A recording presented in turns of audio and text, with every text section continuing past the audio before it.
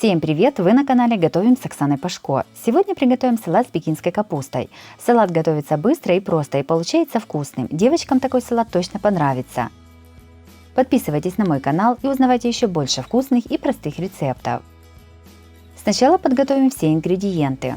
Пол-кочана пекинской капусты среднего размера разрезаем пополам и шинкуем ножом. У меня эти пол-кочана весят примерно 400 грамм. 70 грамм сыра трем на крупной терке. У одного большого сладкого перца срезаем верхнюю и нижнюю часть. Вырезаем семенную коробочку. Очищенный перец нарезаем кубиками.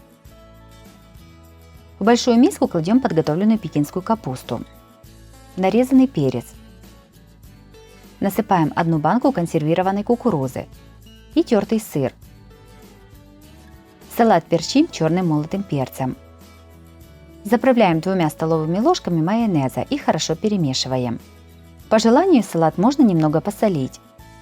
Также на моем канале есть и другие рецепты легких салатов. Смотрите их по ссылке на экране или в описании под видео.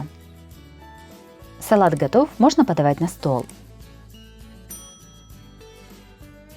Быстрый салат с пекинской капустой получился очень вкусным и сочным. Также в этот салат можно добавить петрушку, укроп или зеленый лук.